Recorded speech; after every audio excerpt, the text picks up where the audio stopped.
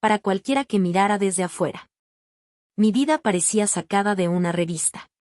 Una casa hermosa en los suburbios, un esposo con buen trabajo, una suegra que hacía voluntariado en la iglesia todos los domingos. La gente solía detenerme en el supermercado y decir, «¡Qué suerte tienes, cariño! De verdad caíste bien parada». Yo sonreía cada vez. Era muy buena sonriendo. Mi esposo, lo llamaré mi esposo porque eso era, aunque haya olvidado que me propuso matrimonio un martes. No un martes especial. No nuestro aniversario, ni mi cumpleaños, ni siquiera un fin de semana. Un martes de febrero, en el estacionamiento de un Olive Garden, porque acabábamos de cenar y dijo las palabras casi como si me pidiera que le pasara la sal. «Creo que deberíamos casarnos». Yo dije, sí. No sé por qué todavía me da pena eso. Tenía 28 años. Tenía un trabajo que me encantaba, coordinadora de proyectos en una agencia de marketing de tamaño medio en el centro. Tenía mi propio departamento, pequeño pero mío, con una ventana que dejaba entrar la luz de la tarde justo como me gustaba. Tenía ahorros, una membresía del gimnasio que de verdad usaba y un grupo de amigas que me hacían reír hasta que me dolía el estómago. En menos de 18 meses después de decir que sí en ese estacionamiento, ya no tenía nada de eso. No pasó de golpe. Nunca pasa así, ¿verdad?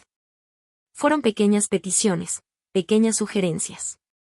Mi suegra pensaba que tendría más sentido, económicamente, si nos mudábamos a la casa familiar. Ella tenía espacio, podríamos ahorrar para nuestra propia casa. A mi esposo le pareció una gran idea. Yo pensé que sería temporal. Empaqué mi departamento diciéndome a mí misma, 6 meses, quizá un año. Eso fue hace 3 años. Luego vino lo del trabajo. No porque me despidieran, sino porque mi suegra necesitaba ayuda en la casa, porque el horario de mi esposo era impredecible, porque alguien tenía que estar ahí. «Siempre puedes volver a trabajar después», dijo mi esposo. «Ganamos suficiente». Lo dijo de forma tan razonable.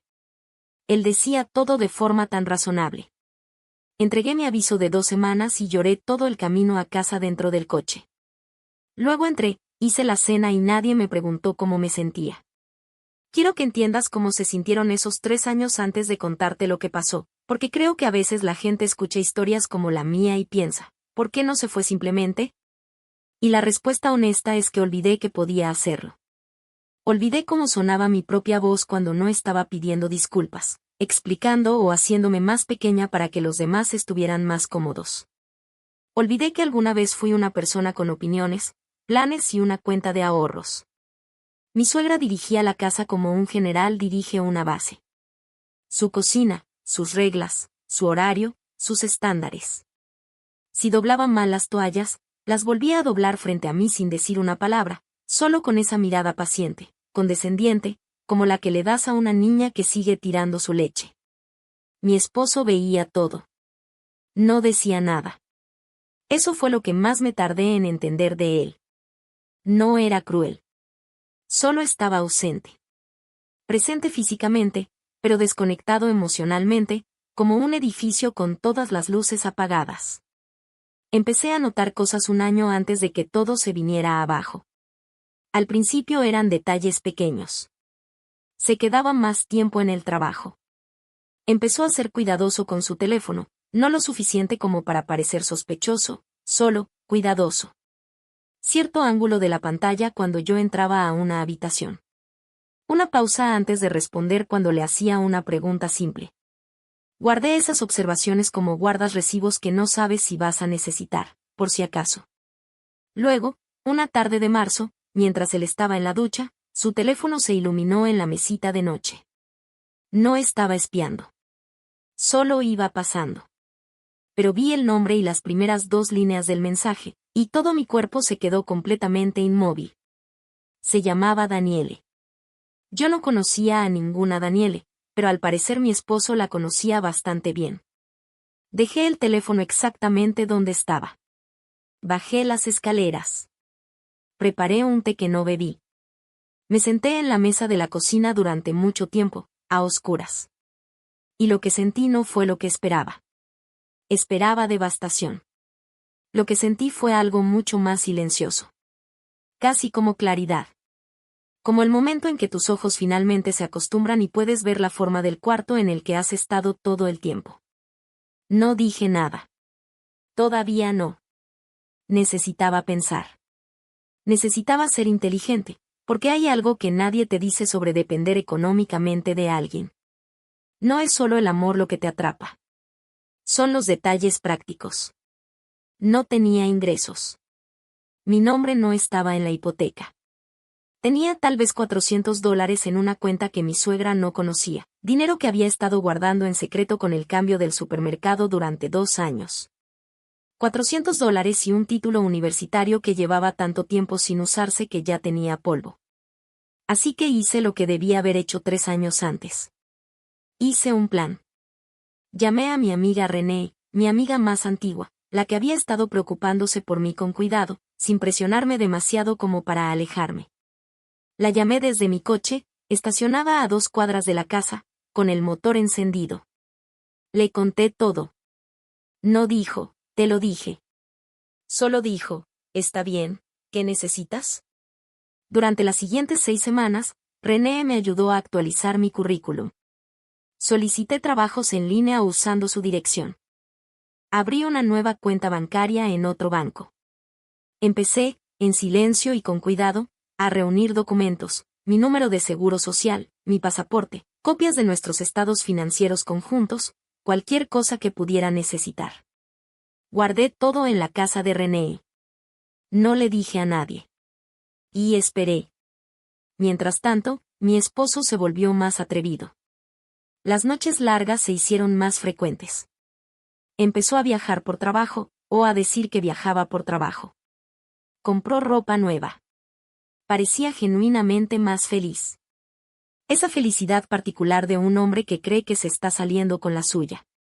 Mi suegra notó el cambio en él y lo atribuyó a menos estrés laboral. Yo asentí, recogí los platos de la cena y no dije nada. Entonces, un jueves por la noche, mi esposo llegó a casa, se sentó frente a mí en la mesa de la cocina y dijo, con esa calma razonable y desesperante suya, que había invitado a una colega a quedarse en la habitación de huéspedes por unas semanas. Su edificio está en remodelación, dijo. Necesita un lugar temporal. Espero que esté bien. Lo miré durante un largo momento. Claro, respondí, lo que necesites. Sus hombros bajaron un poco, aliviados. Había estado preparándose para una discusión, me di cuenta. Ya no me conocía muy bien. Daniele llegó un sábado por la tarde con 2 maletas de diseñador y ese tipo de confianza natural que viene de ser muy hermosa, y saberlo desde hace mucho tiempo. Tendría unos 30 años, cabello oscuro, una sonrisa que impacta distinto en un esposo que en una esposa. Mi suegra quedó encantada en aproximadamente 4 minutos. Dijo que Daniele le recordaba a alguien, no dijo a quién. Yo pensé en señalar que Daniele no se parecía a nadie que perteneciera a esa casa, pero en lugar de eso, sonreí. Esa primera semana fue un tipo particular de humillación que no voy a describir completamente, porque no quiero darle más espacio del que merece. Había miradas que se intercambiaban sobre la mesa, miradas que estaban hechas para que yo las viera. Había comentarios suaves, fácilmente negables, sobre mi comida, mi ropa, mi aparente falta de ambición. Mi suegra empezó, sutilmente, a darle prioridad a Daniele en las conversaciones del hogar, como antes no se la daba a nadie más que a ella misma. Mi esposo se reía de los chistes de Daniele con una naturalidad despreocupada que no había tenido conmigo en años. Yo sonreía. Seguía siendo muy buena sonriendo. Lo que ninguno de ellos sabía era que el miércoles anterior yo había aceptado una oferta de trabajo. Gerente de marketing en una empresa al otro lado de la ciudad, con más responsabilidad y mejor salario que el puesto que había dejado 3 años antes. La fecha de inicio era en 3 semanas. René y yo habíamos encontrado un departamento, accesible, cerca del trabajo, disponible el 1 del mes. También había hablado, breve y discretamente, con una abogada de derecho familiar, una mujer tranquila llamada Patricia, que usaba lentes de lectura con una cadenita de cuentas y hablaba de la división de bienes como otras personas hablan del clima, con naturalidad, mencionando de vez en cuando que se puede esperar. Todo estaba listo. Solo esperaba el momento adecuado. Lo que no había planeado, y quiero ser honesta al respecto, porque las mejores partes de esta historia no fueron obra mía, fue Marcus. Marcus era primo de René. Lo había conocido una vez en su fiesta de cumpleaños 2 años antes de que yo me encerrara tanto en esa casa que dejé de ir a fiestas. Estaba en la ciudad por trabajo y se quedaba en casa de René ese fin de semana. Un sábado fui a dejar unos documentos y él estaba en la cocina preparando café. Terminamos hablando 1 hora y media en la mesa sin darnos cuenta del tiempo. Era fácil hablar con él. Era gracioso sin esforzarse. Me hacía preguntas y realmente escuchaba las respuestas. Regresé a casa sintiendo algo que no había sentido en tanto tiempo que casi había olvidado su nombre, sentirme yo misma. Quiero ser clara sobre lo que Marcus era y lo que no era. No era un rebote. No era un plan. No era una estrategia. Era una persona que me trataba como alguien que valía la pena escuchar. Y en ese momento de mi vida, eso era casi sorprendentemente raro. Intercambiamos números. Mensajeábamos. Era algo nuevo, cauteloso, y ninguno de los dos lo forzó hacia ningún lado. Pero cuando todo ocurrió, él estuvo ahí. Y eso importa. 2 semanas después de que Daniele se mudó, mi suegra anunció que iba a organizar una pequeña cena, algunos vecinos, un amigo de la familia, una oportunidad para que todos conocieran mejor a Daniele. Como si los demás necesitáramos una ocasión formal para algo que llevaba 14 días ocurriendo en mi cocina. Acepté, porque en esos días yo aceptaba todo. Y también acepté porque, en algún momento del silencio de la semana anterior, entendí que esa cena sería el momento. Le escribí a Marcus. Le expliqué, de forma breve y honesta, que estaba a punto de cerrar un capítulo de mi vida y que me vendría bien una cara amiga. No hizo muchas preguntas. Solo dijo, ¿qué hora? Le dije 7:30, un poco después de que empezara la cena, porque quería que llegara en el momento exacto. No sabía cómo sería ese momento exacto. Confiaba en que lo reconocería. La cena fue exactamente como la imaginé. Daniele llevaba un vestido rojo. Mi suegra había preparado su famoso estofado, el mismo que no había hecho para mi cumpleaños en 3 años. Mi esposo sirvió primero el vino de Daniele, antes que el mío. Los vecinos eran amables y ajenos a todo, hablando del nuevo desarrollo en la Ruta 9 y de si la escuela primaria tendría nuevas canchas de fútbol. Yo estaba sentada en la mesa que había preparado, comiendo la comida que había ayudado a cocinar, viendo cómo mi propio matrimonio ocurría sin mí y pensando, pronto. A las 7:25, mi teléfono se iluminó. Marcus estaba afuera. Me levanté, toqué mi servilleta contra los labios y dije que había olvidado que había invitado a un amigo esa noche. Que esperaba que no hubiera problema. Los ojos de mi esposo se posaron en mí por un momento, con algo que pudo haber sido sorpresa. Mi suegra me miró como si acabara de anunciar que iba a cambiar todos los muebles del lugar. Daniele no dijo nada. Estaba mirando su copa de vino. Fui a la puerta principal y la abrí. Marcus estaba en la entrada, con una chaqueta y una botella de vino que yo no le había pedido que trajera. Sonrió al verme de esa manera en que sonríe la gente cuando de verdad le da gusto verte. Me hice a un lado. Pasa. Y pasó. Observé a Daniele desde el otro lado de la habitación. La observé como observas algo que quieres recordar con precisión, como ves el final de una película que sabes que nunca vas a olvidar. La vi levantar la mirada cuando entramos de nuevo al comedor. Vi cómo esa mirada se convirtió en una fijación.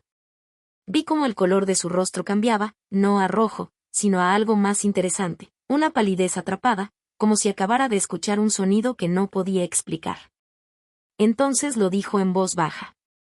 No fue un grito, como yo había imaginado, sino una palabra que cayó en la habitación como algo pesado. ¿Daniele? Marcus dejó de caminar. La miró como miras a alguien en quien no has pensado en mucho tiempo, y de pronto no puedes dejar de pensar. Daniele, dijo él. Su voz era completamente neutral. ¿Qué haces aquí? La mesa quedó en silencio. Los vecinos intercambiaron miradas. Mi suegra dejó su tenedor con un pequeño y cuidadoso clic.